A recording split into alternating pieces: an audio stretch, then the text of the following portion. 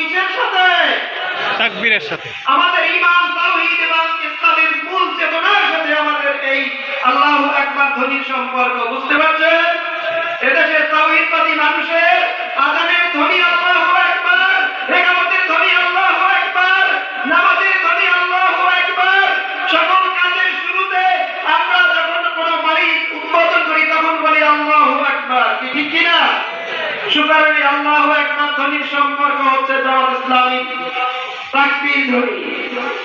সুতরাং আমরা ওই সকল স্লোগান দেব না যে সকল স্লোগান দিলে পরে ঈমান নষ্ট হয়, যে সকল স্লোগান মূর্তি পূজার সাথে সংশ্লিষ্ট, অগ্নি উপাসকদের সাথে সংশ্লিষ্ট, সেই সকল স্লোগান দেওয়া থেকে বিরত থাকতে পারবো তো?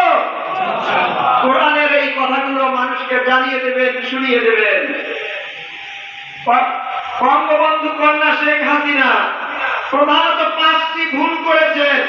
লক্ষ কোটি কোটি ভুলকে আমি 5টা ভিতরে সংজ্ঞায়িত করেছি। 1 নম্বর ভুল হলো এই সকল শিক্ষা প্রতিষ্ঠানে যে শিক্ষা ব্যবস্থা দিয়েছে, প্রাইমারি থেকে বিশ্ববিদ্যালয় পর্যন্ত, এই জায়গায় এই যে শিক্ষা দিয়েছে, এই শিক্ষার মাধ্যমে এদেশের তাওহীদবাদী মানুষকে ইসলাম আর মুসলমানিত্ব থেকে দূরে রাখার ব্যবস্থা করা হয়েছে। আর যাদের ছেলেমেয়ে স্কুল কলেজ ইউনিভার্সিটিতে পড়ে তারাই বুঝবেন কেবল মোবাইলের বন্দনা করা ছাড়া বইপত্র ছেড়ে দিতে হয়েছে তাদেরকে। ঠিক কিনা? রায় 8টায় প্রশ্ন, 10টায় উত্তর, পরের দিন 2 পাতা লিখলে হয়ে যাবে, সারা বছরে আর লেখাপড়া করা লাগবে না। এর নাম হচ্ছে শেখ হাসিনার শিক্ষা ব্যবস্থা। এরপরে তরুণ সমাজকে কি করা হয়েছে? তরুণ সমাজকে মাদকাসক্ত করার জন্য গাঁজাকে জাতীয়করণ করেছে। এদেশের উপজেলা চেয়ারম্যান, উপজেলা ভাইস চেয়ারম্যান থেকে শুরু করে অনেক নেতারা এইগুলোর সাপ্লায়ার হয়েছে। কথা ঠিক কিনা? এর মাধ্যমে তরুণ সমাজকে ধ্বংস করা হয়েছে। ছাত্র সমাজ শিক্ষাবিহীন, তরুণ সমাজ গাঁজায় লিপ্ত। সুতরাং আগামী দিনের প্রজন্মকে মিসগাইড করে আরেক দেশে দিল্লিতে নিয়ে যাওয়া সহজ হবে তাদের জন্য, এই চিন্তা করে তারা এই কাজ করেছে। প্রিয় উপস্থিতি, এই ব্যাপারে সজাগ বাংলাদেশ ইসলামী ছাত্র শিবির, এই ব্যাপারে সজাগ জামাত ইসলামী বাংলাদেশ। তাই জামাত ইসলামীর নেতা এবং কর্মীদেরকে আয়না ঘরে রাখার সিদ্ধান্ত নিয়েছে, তাদেরকে জেলে পুরেছে, তাদেরকে ফাঁসির কাস্টে ঝুলিয়েছে। প্রিয় উপস্থিতি, 3 নম্বর অপরাধ হলো তারা বলেছে যে আমার এই ক্ষমতা চেয়ারটাকে ঠিক রাখবার জন্য তোমরা এই দেশের আমলা, মন্ত্রী, পুলিশ, প্রশাসন যত অন্যায় আছে করো, কিন্তু আমার চেয়ারটাকে ঠিক রাখবা। এদেশের যত সম্পদ আছে তোমরা লুটপাট করে নিয়ে যাও, এই দেশ থাকলো আর না থাকলে কিছু আসে যায় না, আমার চেয়ার ঠিক চাই। এই হচ্ছে তার কথা। এদেশের আমলারা ধরা পড়েছে। বঙ্গবন্ধু কন্যা শেখ হাসিনা বলেছে যে আমার ঘরের চাকর 400 কোটি টাকার মালিক, সে বিমানে ছাড়া চলে না, হেলিকপ্টারে ছাড়া চলে না। তার মুখের কথা ঠিক কিনা? দুর্নীতিকে তিনি সারা বিশ্বের মধ্যে নাম্বার 1-এ পরিণত হয়েছেন দুর্নীতিতে। এই সকল কারণে, 5টি অপরাধের কারণে শেখ হাসিনাকে এই দেশের যুব সমাজ, দেশপ্রেমিক মানুষ চিন্তা করছে যদি এই কাহিনীকে বিদায় করা না যায় তাহলে এই দেশের স্বাধীনতা, সার্বভৌমত্ব অক্ষুণ্ণ রাখা যাবে না। আমাদের ভারতের সাথে আমাদের যে সম্পর্ক, তার চুক্তি করেছে, এই চুক্তির মাধ্যমে আমাদের স্বাধীনতা, সার্বভৌমত্ব শেষ হবে।